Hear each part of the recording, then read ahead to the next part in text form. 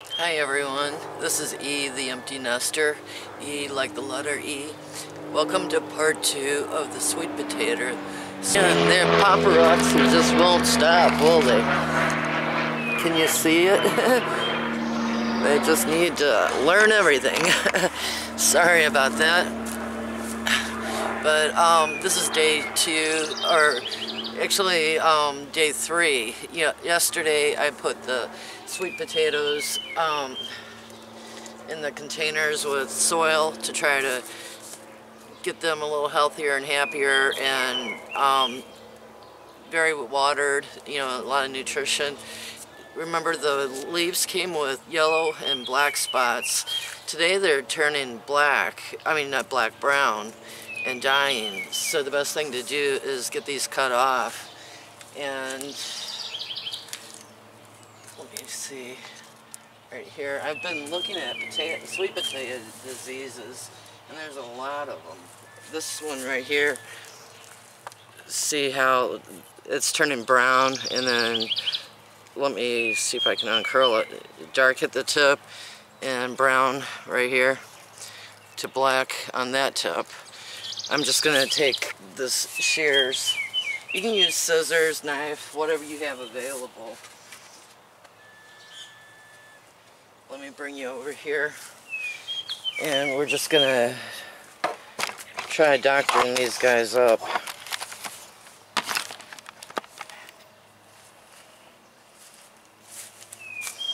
These have a little lock. I found these at the dollar store for only $1. I'm really happy that we finally have one of those stores here in town. I was missing having the ability to go to one. I'm just going to clip this whole branch off here, and when I plant it, see this root node right here is coming out at this section. Anywhere a sweet potato vine touches the soil, it creates new roots and the possibility for even more sweet potatoes. When you take these leaves off, you want to make sure that you dispose of them so that if it is a disease, you don't pass it on to other plants. And it's possible the changing temperatures, hot, warm, cold, created a fungus in shipping. And then our temperatures here keep going hot, cold, warm, too hot, too cold. And now the slips that I'm growing for myself are affected with something. And if you take a look at this, here's yellow, green, a spot, brown spot. There's so many diseases. It could be kind of like forsythium wilt, it could be gaillardia. There's everything, too much water, too much rain, too much humidity, too much of everything. I'm going to take all the leaves off because you don't want to spread this, and I'm almost afraid to plant any of these sweet potatoes in the garden. Look at all these leaves that are affected.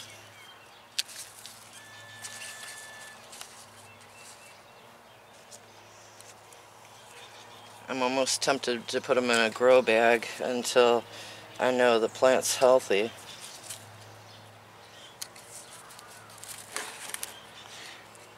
Because now that I'm trimming this also, I have to get it rooted to go in the ground. This is still attached to the potato.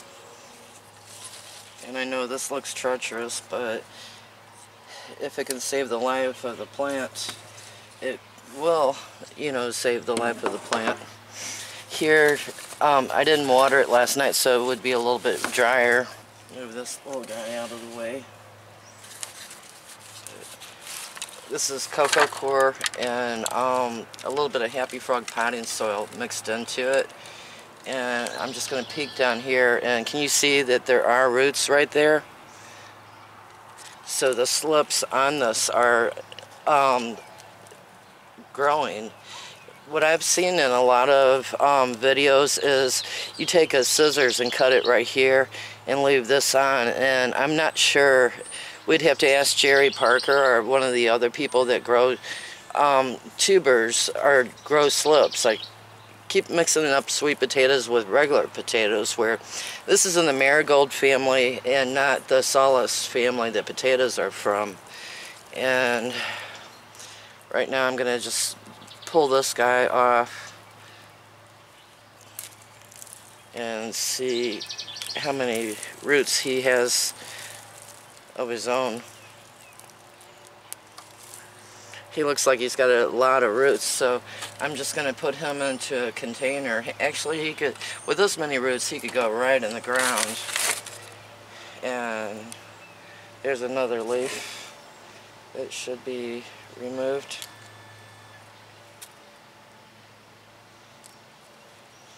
But I'm going to bury it up to here. Let me get this container. I actually need a bigger container. I think for now, what I'm going to do is just put it in the water and let it soak up some water. And see how it made damage on the sweet potato itself right here. I think that might be why they want you to cut them off. Let me pull it off. Get as many of the roots as I can,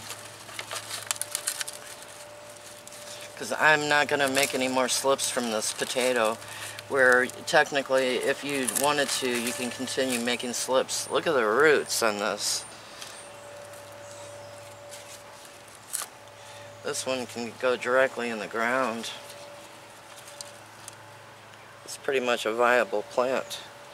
I'd say 18 inches, and look at this.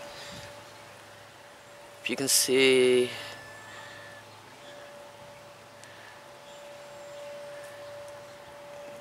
that twist right there. Sweet potatoes actually form as part of the roots right here, and that's possible that's going to turn into a sweet potato. That's really cool. But look at that right there. That's another plant that's forming off of the side of this one. Put him in water for right now. And this one here doesn't have any root attached to it. Where if you look at the rest of these roots right here, they're all growing from the bottom of this sweet potato. So technically I can just cut it off here. Let's see right here, these little sprouts, more branches right here will form, so I'm just going to cut it off like this. And you can technically put this back in the container and keep watering it, and this will grow even more slips. You actually don't want the sweet potato this tall, but I've let it go for a while. I'm going to put this in water, and within 3 days I'm going to cut this last leaf off right here and let roots form on it, and dispose of this one, where I could probably root it if I wanted to. And I'll take you over here. Okay, let's have a look at the raised bed here. I've already put 2 of the Okinawa in, this one right here and this one right here. And let's see, M-O-L-O-K-I, Moloka, is the second variety of purple sweet potatoes from Hawaii. I got these again from Baker's Creek, and this is how they came. You'll see in the first video me unboxing them on the 11th of May, and then this one seems to be the worst. It's let's see if you can see the dark spot, the brown spot, yellow, and then green. And this can all be stress related, or it can actually be a disease starting, where this is brown spot, yellow spot, and then green, and then You open up a new world of learning when you try something new in your garden. I'm just gonna cut these guys off right here.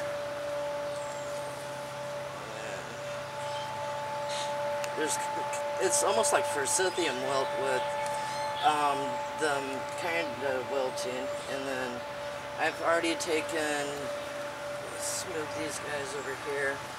This leaf right here has to come off too.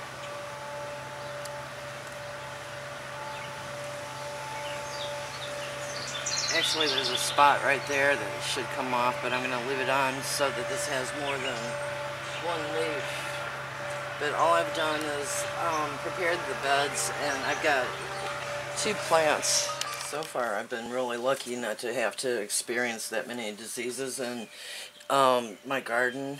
If you want to actually know what you have, you can take a leaf, either take a picture of it and dispose of the leaf, or take the leaf itself and come in here, and thanks to Google Images and the internet, we can just take the sample and bring it in here and compare it to pictures. Let's see, because there's different forms on here, each plant has a little bit different.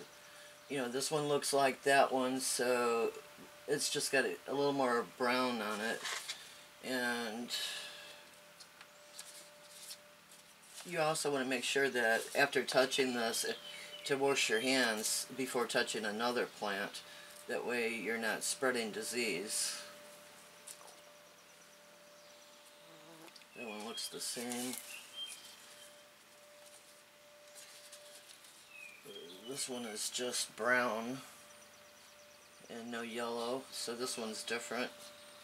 And yes, it's possible to have 2, you know, different things because you got more than one plant happening to another plant. That one's just a brown spot.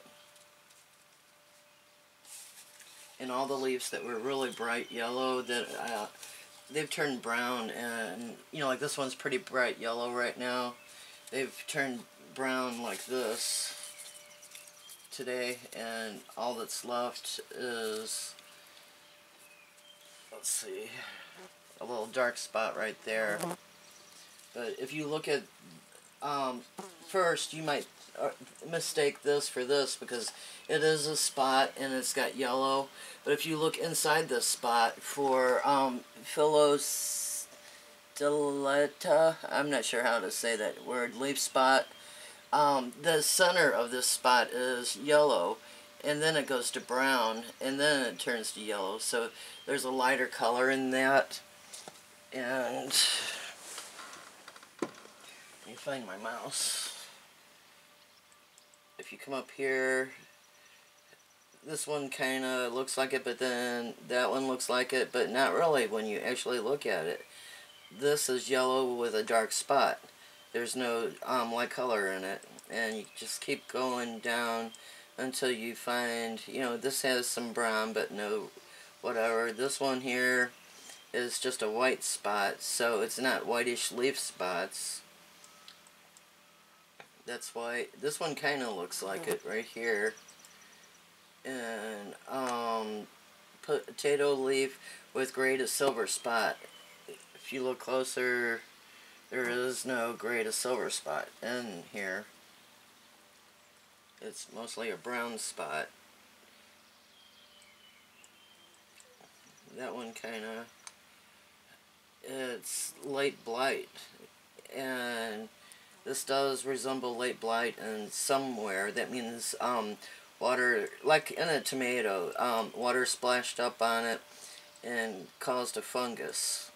So that's one possible option that it is. Keep going down, that kind of looks like it. And early blight. Early blight looks like late blight, you know, and since this is early, it would probably be early blight if that's what it is. And right here looks like it. Again, early blight.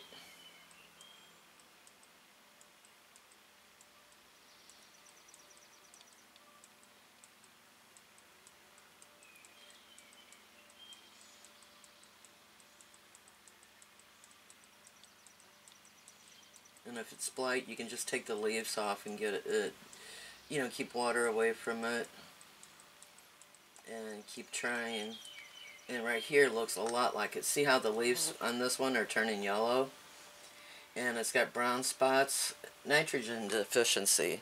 That means that, I hope my head wasn't in the way of the recording. But, you should have yelled at me.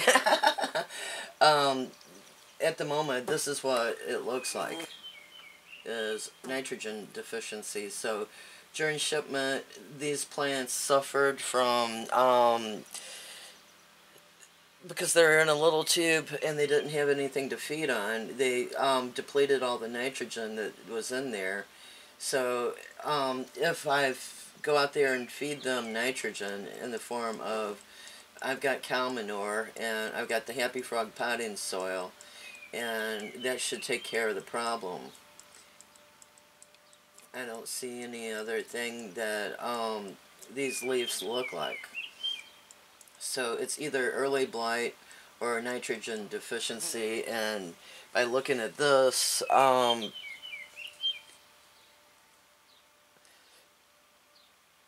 it's, let's see if I can get this closer, or let's just risk that it's nitrogen deficiency and go ahead and let it in the garden, because if it's blight, then the spores can go over into my regular potatoes and tomatoes. And it's better to just dispose of a plant that's sick than to buy chemicals, add chemicals to your soil. And then when you're adding chemicals to your food, you're going to ingest chemicals that are trace elements possibly into your food. I'm not a scientist or anything, but I just know that I don't want to add anything not natural, you know, because I grow an organic garden, and there are things out there that I know that could have slipped in my garden that aren't organic, because we don't know what happened to our soil millions of years ago, or even before we moved in there. We don't know anything that can, you know, a bird could fly by and drop something in the garden. You know, life happens, and I'm just not going to purposely put, a fertilizer, a herbicide, or a fungicide out there unless I feel that the plant is seriously in need of it and worth, you know, toxifying my soil. I'll go ahead and dispose of the plant and the problem before I'll put money out to fix it.